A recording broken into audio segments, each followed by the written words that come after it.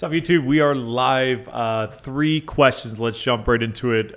First one, do you have any advice for new agents? Yeah, definitely. I would say if you're a new agent right now, there's a few things that you really want to work on. And number one, paperwork. Get to know the ins and outs of using web forms, DocuSign.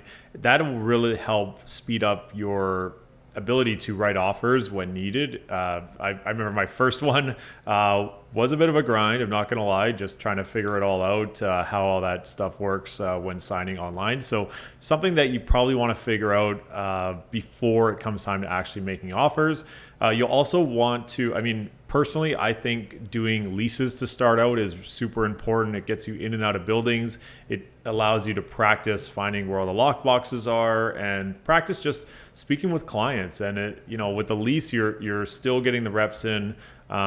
They're usually quicker to transact, I would say. Like typically, for example, if you purchase a property, your average closing day is 60 days away. So if something's purchased now, you probably won't get paid for, basically 2 to 2.5 months later. Whereas a lease, you could be doing an offer today and closing in, I've seen as soon as like 1 or 2 days actually. So not typical, but usually the next start of the month is when you would usually close. So you typically get paid a little bit faster. So if you are trying to, if you're in a new career and you're trying to build up the, your bank account a little bit, leases definitely help with that. But getting the reps in, I think, is huge. It helps you to build your database too, and to meet great people and help them find a place in Toronto too, which is great. So, or if you're not in Toronto, wherever. I think getting those reps in is super important. I also think if you're if you haven't been in real estate or your family's on real estate or anything like that, I would probably recommend to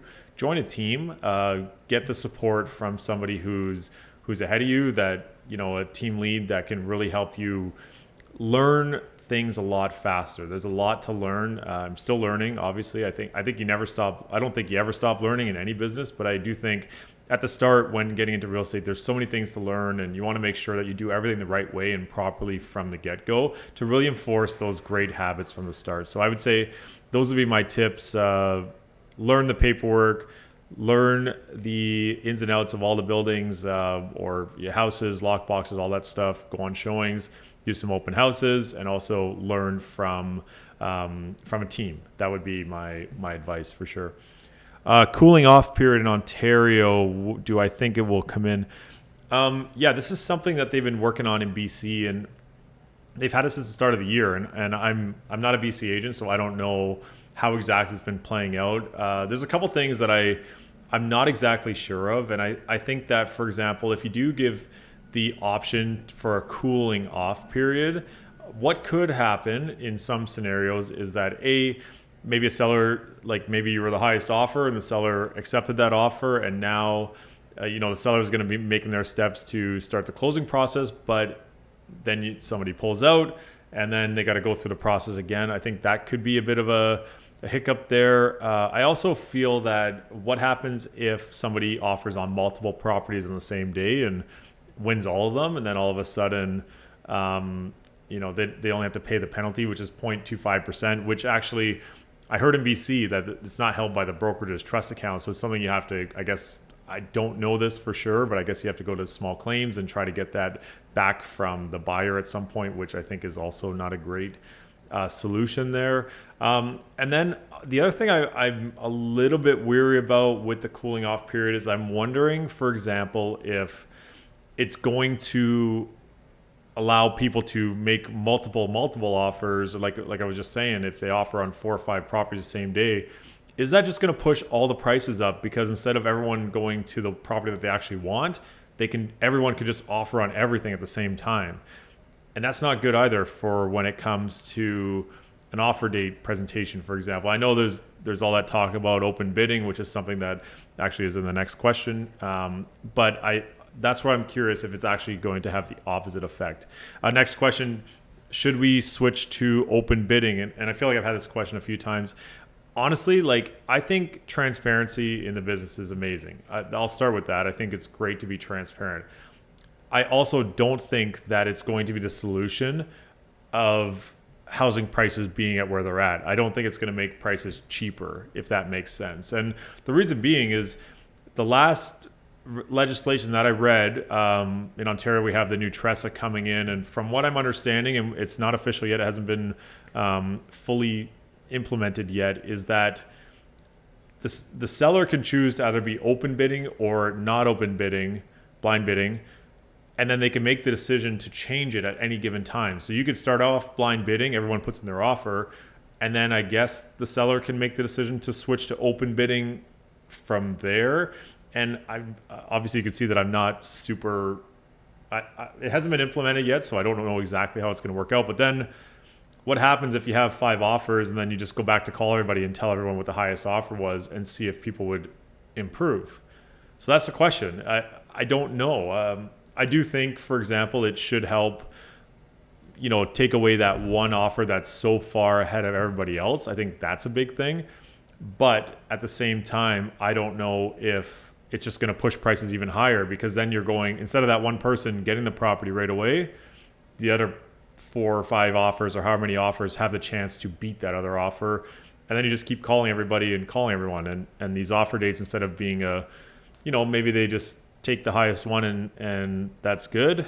Maybe they just keep calling everybody until everyone's done their bidding. And there's other elements that have to do with bidding as well. It's not just the price. I can't stress this enough. There are other elements in offers that could make an offer more or less attractive depending on the clauses that are put in by the buyer. So those are the other factors where I'd love to see how this open bidding is going to work. What's being shared? What's the option for all the other buyers to see? I don't know. I do know in Australia, where they do have this open bidding process, their prices have actually done the exact same thing that they've done here in Canada, and that's gone up very, very fast.